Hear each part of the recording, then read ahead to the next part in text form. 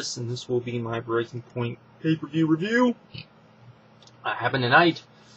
Yeah, this is gonna be one of those pay-per-views that people are gonna have huge differences of opinions on. I can already tell, only because it really centers on how you thought of pretty much two matches. Because this kind of depends. To me, this was an okay pay-per-view. Wasn't good, it wasn't bad. There was enough good on here for it not to be a bad pay-per-view, but it wasn't, there wasn't anything truly great on this pay-per-view, I felt. There's going to be some people that will disagree. That's fine. But let's get started. We started the night out with Chris Jericho and Big Show taking on MVP versus Mark Henry. Now, I would have picked for an opener, but hey, whatever. Still, I actually enjoyed this much better than I thought I would. Much more than I thought I would. Really, because you would think that once you got Big Show and Mark Henry in there, it would just totally destroy the match. It really didn't. They actually did some nice little big man spots. I like big man wrestling myself, so I'm okay with that. MVP and Chris Jericho, when they were in there, they did their stuff. So I thought this was okay. Nothing horrible, kind of just set the tone. The crowd was very into it, which helped out a lot, so that was cool. Then we got Kofi Kingston versus The Miz for the, what would that be, for the U.S. title. And it was pretty good. Not good, but it was pretty good. I gave it 2 3/4 stars. They went out there. At first, the crowd was pretty dead for them. It was kind of like, what is this match? Why are we watching this match?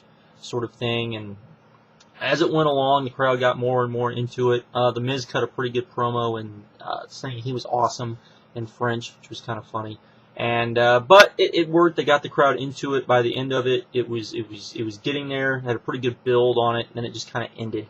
I think it could have went a little longer, and probably could have been something pretty good. So or better than it was. So there you go. Then we had DX versus Legacy.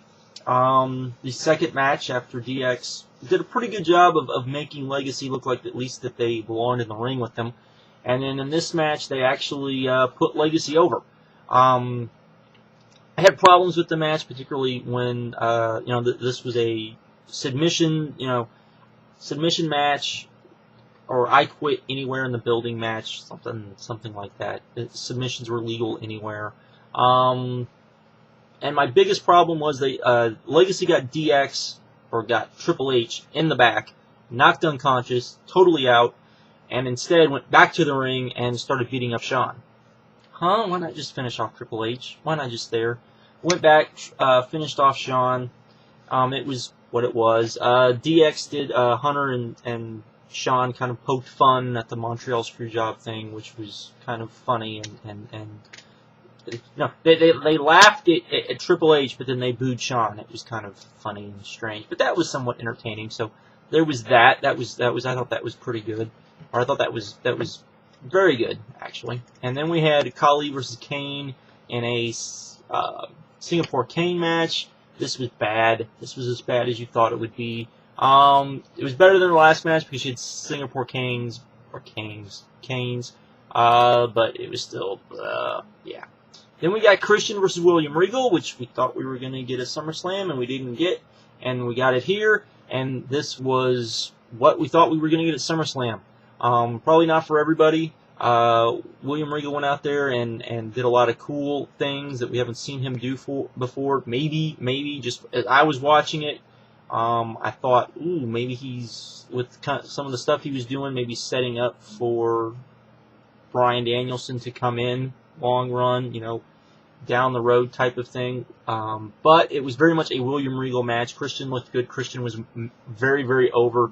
It was really good, and I wish we had seen it at SummerSlam because, yeah, there was that. Then we had a Patterson Dolph Ziggler segment. This was horrible. The stuff that they gave Ziggler as far as the writers should be ashamed of themselves. It wasn't funny. It fell flat. Ziggler he kept trying, and they just kept dying more and more and more and more. This is why they don't need freaking writers, and why they should just let guys go out there and get themselves over. This sucked hard. And we got this, and this went about, probably about 5 minutes, And between this and some of the other the segments, the DX Legacy match, which I thought went too long. That was my one big gripe with that match. I did not. By the time that match was over, I was ready for it to finish. I was like, this should have finished like 5 minutes ago. That we couldn't get Ziggler and Morrison, which would have probably been a pretty good match, and probably would have added a little bit more to this card and made this card probably even might have made it good. May have made it a good pay-per-view, maybe. But then we had Randy Orton versus John Cena. I give it 3.5. I'm sure some people will give it 4. I'm sure some people will probably give it less. I think it all depends on what you liked. There was definitely some awesome storytelling going on here, without a doubt. But I got bored with it, to be honest. By the time that Cena was getting ready to get the key from the handcuffs, Randy Orton handcuffed John Cena. Started. I thought we were going to get a replay of Tommy Dreamer getting caned and saying, "Please, sir, give me more." But that's not what we got. It's still pretty brutal. John Cena took some pretty brutal cane shots, but it was awesome storytelling. Had some good stuff, but also had some bad stuff. It was just kind of there to me. So there was that. And we got the main event: CM Punk versus The Undertaker, which was interesting. A lot of people knew that the WWE wasn't exactly sure what to do here, and similar to Ziggler and Morrison, the reason why they apparently took it off is because they didn't know how to do a finish. My question was Ziggler and Morrison, you can't have them go to. You're in front of a what you know you're pretty sure is going to be a very pro wrestling friendly crowd, a crowd that's going to like seeing pro wrestling and not just skits and funny stuff. They actually want to see in-ring action. You can't give them a 15-minute time limit, draw, and just build the feud from there. They would have liked it, probably would have been a pretty good match, and there you go. And most people knew that this is Undertaker's first match back, so you figure he's probably going to win, but Punk's so hot that they don't want to, ruin that, so what do? And they were trying to come up with an inventive way for for everything to happen. I thought the match was going on pretty good. They were definitely running long for some reason. I'm wondering if the DX Legacy match went long, because that's the only match I could see that was going on, because this didn't start till like 20 till. So they didn't have a lot of time. Maybe that was by design, because it was Undertaker's first match back, and they didn't want to, they didn't want him blowing up in the middle of a match or whatever. I don't know. But there was a lot of cool stuff. CM Punk started out really heelish, but he also just kept taking it to Taker, and Taker sold, and it's kind of some back and forth action. CM Punk hitting Taker with a lot of kicks, that sort of stuff. And I thought it was going on pretty good, and then the end came, and you had Undertaker go for the Gates of Hell, which he did, won.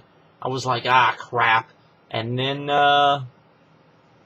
they reversed it, because Gates of Hell had been banned by Vicky Guerrero.